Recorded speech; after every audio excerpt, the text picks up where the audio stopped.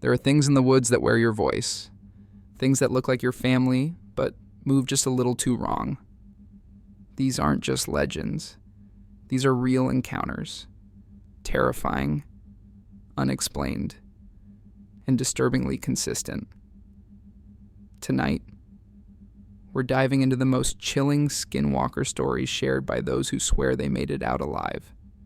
But be warned, once you hear them, you might start hearing voices in the woods too. I grew up in a small town in northern Arizona, where the wilderness stretches for miles and the nights can be so quiet it hurts.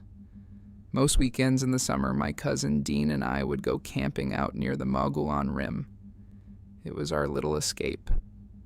No phones, no parents.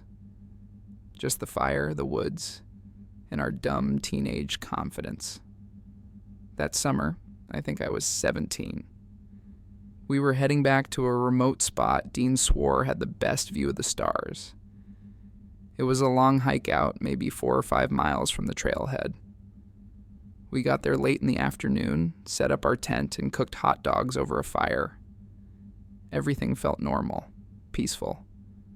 But I remember feeling weird after the sun dipped, like the woods went too quiet. No crickets, no birds, not even wind through the pines. Just stillness. Dean noticed it too. He kept glancing into the trees like he expected something to be standing there.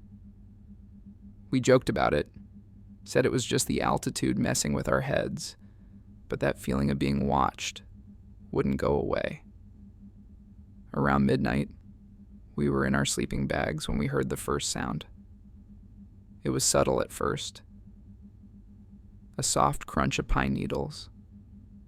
Then another. Closer. I sat up and whispered, "Dean, you hear that?" He nodded, pale in the moonlight. "Something's walking around out there." We killed the flashlight and listened. The footsteps circled our camp, slow and deliberate. It didn't sound like a deer, too heavy, but not quite human either. Almost like it was mimicking one. We stayed quiet for what felt like forever. Eventually, it stopped. We were both too scared to sleep. Sometime later, I thought I heard whispering, like a voice, but not in any language I understood. Low, scratchy, almost like someone gargling gravel. Then came the breathing. Heavy, wet breaths just outside the tent.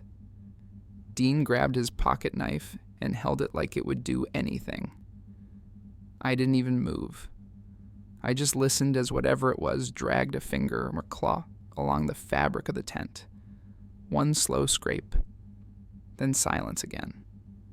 At sunrise, we rushed outside, but there were no tracks. Just disturbed pine needles in a wide circle around the tent.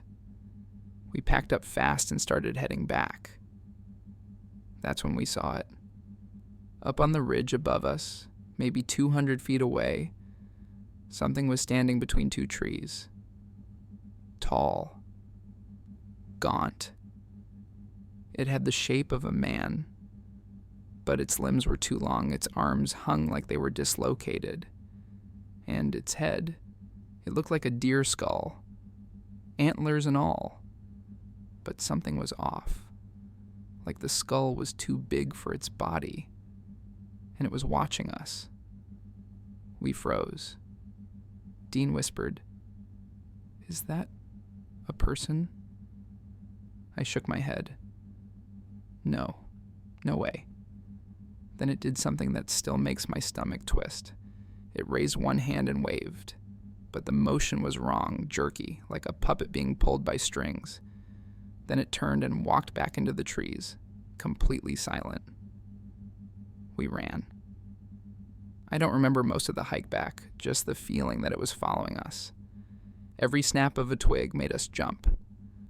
When we got to the car, Dean started the engine without saying a word and drove like hell. We didn't go camping again after that. Not out there. Sometimes I wonder what would have happened if we unzipped the tent that night, if we had looked. And sometimes, when I'm alone in the dark, I swear I hear that same gravel whisper outside my window. My cousin won't talk about it. He moved to California and avoids the woods completely now. But me, I've started researching, reading about things like Skinwalkers, Wendigos, and other Navajo legends. And what scares me most isn't that I saw something I can't explain. It's that whatever it was, it knew we were there, and it wanted us to know it too. In the summer of 2021, my cousin Maya invited me to visit her in Arizona. She was doing environmental research near the edge of the Navajo Nation, studying the ecosystem of a remote desert canyon called Bitterwind. I had just graduated college and wanted to do something that felt adventurous before settling into a boring office job. She promised open skies, deep quiet, and hikes that stretched for miles. I said yes immediately. Bitterwind was nothing like I expected. The landscape was dry and massive, but not dead. It breathed. The way the wind moved through the canyons almost sounded like whispering. The first few nights I stayed in Maya's camper, which was parked miles from the nearest town. No cell reception. No traffic, just the hiss of wind, the hoot of owls, and the soft hum of distant insects. It was peaceful. At first. One evening after dinner, Maya mentioned something casually that I haven't been able to forget. You know the locals won't go into Bitterwind after dark, right? I asked her why. She looked uncomfortable.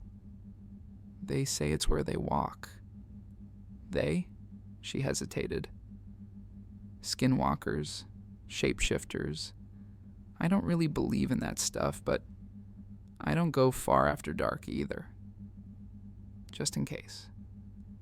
I laughed it off, but I remember feeling a sudden weight settle over me, like the night got heavier the second she said it. That night, around 3 a.m., I woke up to the sound of tapping on the camper window. Not loud, just a soft, deliberate tick. Tick, tick. The window by the bed was high off the ground, too high for any animal.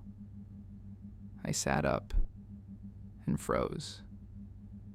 The tapping continued, then stopped. I didn't sleep the rest of the night. The next morning, Maya looked pale. She asked me if I'd gone outside during the night. I told her no. She just nodded and didn't say anything else. Later that day, she went into town for supplies and left me alone. I decided to hike down into the canyon on my own, despite her warning. I don't know why, I just felt drawn to it. The trail was steep and narrow. About a mile down, I found strange symbols etched into the rock. They looked ancient. Some resembled animals, others human shapes with distorted limbs. One looked like a deer, but standing upright. The canyon felt colder at the bottom. I sat on a flat rock to drink water when I noticed something odd. Across the canyon floor, maybe 300 feet away, someone was standing still, perfectly still, watching me. They were tall, not impossibly so, but tall enough that it registered as off. The figure didn't move. I waved. Nothing. Just that stillness. I started back up the trail quickly, glancing back every few steps. When I got to the top, I looked again. The figure was gone. That night, the tapping came back, but this time, it was on both sides of the camper. Tick, tick, tick. I woke Maya up. She grabbed a flashlight and we both stepped out, bracing ourselves for some prank or coyote. Nothing was there, but the ground was covered in hoof prints, deep, circling the camper. The strange part? They weren't normal hoof prints. They were too big. The shape was off, as if someone wearing hooves had walked on two legs. Maya didn't say a word, just dragged me back inside and locked every door. The next day, she talked to a Navajo park ranger she knew. After she returned, she told me we had to leave, immediately. I asked what he'd said. He asked if we'd heard our own voices in the night, she replied. What? He said they like to mimic. That's how they lure you out. You'll hear someone you trust, your cousin, your mom, your own damn self, calling you into the dark. But it's not them. That night was our last in Bitterwind. Maya insisted we keep the lights off and stay silent, no matter what. Around 1 a.m., it started.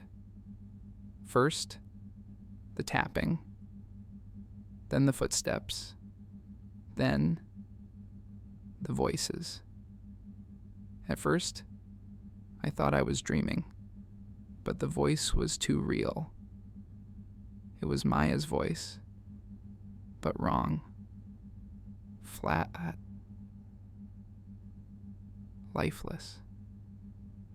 Come out, it said. Come help me. I fell. She was lying next to me. Then another voice joined in, my mother's voice, calling my full name, then my voice. You know it's safe. Just come out. You've always wanted to see. It sounded hollow, like something was speaking through an empty tunnel. I held Maya's hand. She was shaking violently. The camper shook. Something slammed into the side once. Then again. We sat in the dark. Heartbeats loud. Breath held. It lasted for what felt like hours. When the sun finally rose, it all stopped. Just like that. We stepped outside to find the camper surrounded by tracks, hooves, bare feet, handprints that trailed up the metal sides like something had climbed it. We didn't speak. We just left. We haven't gone back to Bitterwind since. I avoid even looking at maps of that area. Sometimes I still hear tapping. Not outside, but in dreams. And every so often, I'll hear my own voice whisper something I never said. Just come outside, it's safe now. It's safe. My family owns a remote cabin in northern New Mexico, tucked away in the Jemez Mountains. It's old. My great-grandfather built it back in the 40s, and over the years, it's been used as a hunting lodge, summer escape, and storage place for broken fishing gear and forgotten furniture. But it's always been ours, and when I turned 22, my dad handed me the keys and told me I could use it any time I wanted.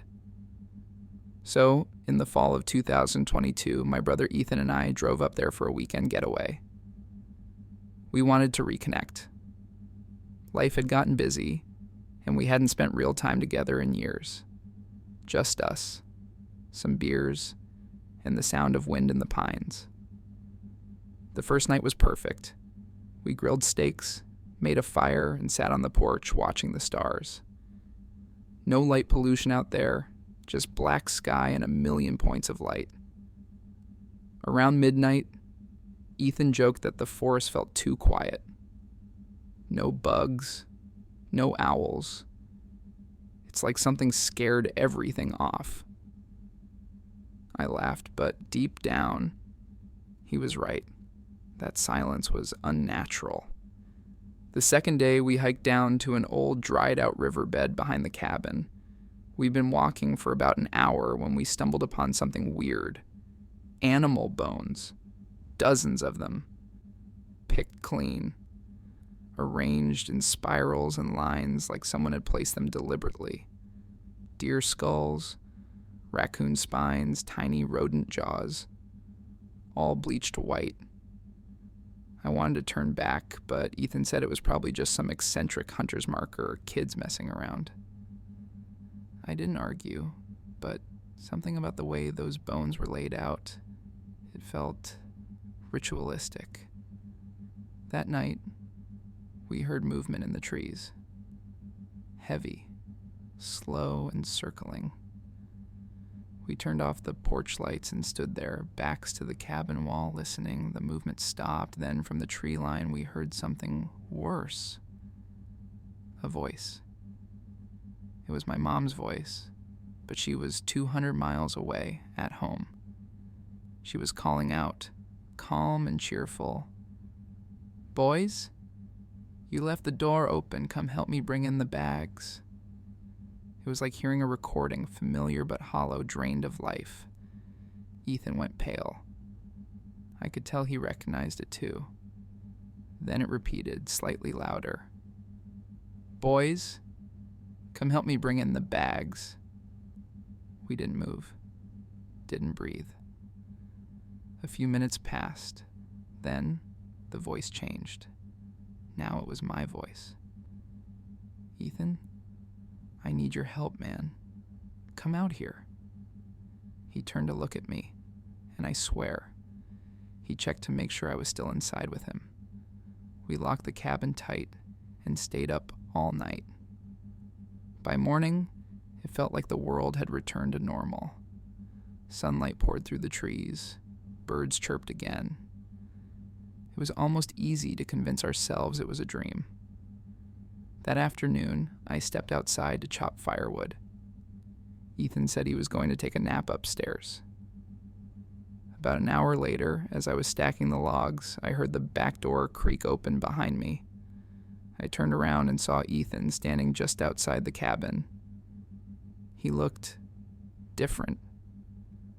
Something was off about his face. His eyes were too wide. His posture too still, like he was trying to remember how to be Ethan. "Hey," he said, "can you help me carry something from the truck?" We didn't bring a truck. I froze. "Where's your jacket?" I asked. It was 40 degrees, and Ethan never went outside without his jacket. But the thing in front of me just tilted its head and smiled. Ethan's smile, but stretched, wrong. "Come on," it said, voice flat. "It's in the truck." That's when the real Ethan called from inside the cabin. "Yo, you coming back in or what?" The figure in front of me twitched, glitched, almost. Its expression dropped like a mask. Then it turned and walked into the woods. Not ran. Walked. I ran inside, slammed the door, and told Ethan everything. He didn't doubt me for a second. We packed our things and left that night. But the story doesn't end there. 3 weeks later, Ethan called me in the middle of the night. Said he kept seeing things. Said someone or something was watching his apartment from across the street. He lived on the 3rd floor. One night, he sent me a video. He had his phone propped up on the window, filming the building across the street. In the grainy footage, you could see something standing still in the shadows of a rooftop balcony. A tall, still figure. It didn't move for the entire 2-minute video, except in the last few seconds. Just before it cut off, it lifted its hand, slowly, and waved. The same way Ethan waves. We haven't gone back to the cabin.